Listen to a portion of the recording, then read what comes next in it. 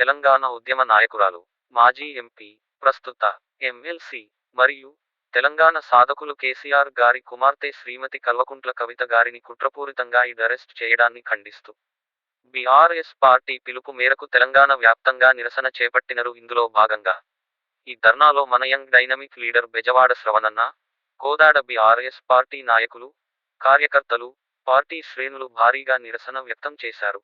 ప్రజాస్వామికం ఎందుకంటే ఆమెకి కేసులు ఉన్నాయని చెప్పి మన భారతదేశంలోని అత్యున్నతమైనటువంటి న్యాయస్థానం సుప్రీంకోర్టు ఆమెను అరెస్ట్ చేయకూడదు అని చెప్పేసి నోటీసు విడుదల చేసినా కానీ వాళ్ళు ఈడీ డిపార్ట్మెంటు కల్వకుంట్ల కవిత గారిని అక్రమంగా నిన్న సాయంత్రం వచ్చి అరెస్ట్ చేయడం అనేది చాలా అప్రజాస్వామికం.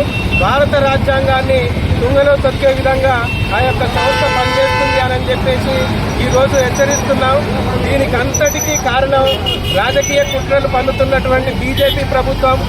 ఈ ఈడీ అనేది మోడీకి వత్తాసుగా ఆయన చుట్టంగా పనిచేస్తూ మోడీ కావాలని చెప్పేసి ఈరోజు రాజకీయ కుట్ర చేయాలి, తెలంగాణలో అలజడి సృష్టించాలన్న ఉద్దేశంతోనే ఇవాళ కల్వకుంట్ల కవిత గారిని ఈ పార్లమెంటు ఎలక్షన్ల సమయంలో అరెస్టు చేయడం అనేది భయభ్రాంతులకు గురి చేయడం అనేది తెలంగాణ రాష్ట్రంలో ఉన్నటువంటి ప్రజల్ని భయభ్రాంతులకు గురి చేసి ఓట్లు వేయించుకోవాలన్న దురుద్దేశంతో టీడీపీ కాంగ్రెస్లు కూడగట్టుకొని ఈ యొక్క అక్రమ అరెస్టులు చేస్తున్నారు. కాబట్టి మేము ఈ అక్రమ అరెస్టుని తెలంగాణ రాష్ట్ర వ్యాప్తంగా తీవ్రంగా ఖండిస్తున్నాం. మాకు ఇది మా టీఆర్ఎస్ పార్టీ అనేది మొదటి నుంచి ఉద్యమాల పార్టీ. కొట్లాట ఏమి కొత్త కాదు. అరెస్ట్ చేయడంతోనే భయపడేది లేదు, తాటాకి చెప్పకు భయపడేది లేదు. ఏదో అరెస్ట్ చేసి బెదిరించి ఈ యొక్క తెలంగాణ రాష్ట్రంలో ఉన్న ప్రజలందరినీ బెదిరించి ఓట్లు వేయించుకుందామని చూస్తున్నారేమో మోడీ.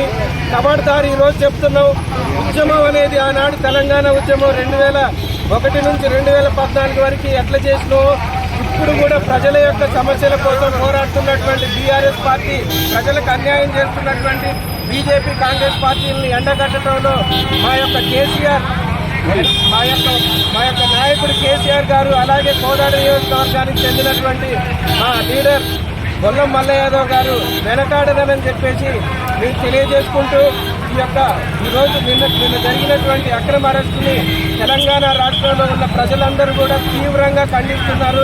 దానికి నిరసనగా ఈరోజు రాస్తా రోకో కోదాడ పట్టణంలోని చౌరస్తాలో చేయడం జరిగింది. మరొకసారి ఈ యొక్క అక్రమ అరెస్ట్ ఇలాంటివి జరిగితే మాత్రం ఊరుకునేది లేదు.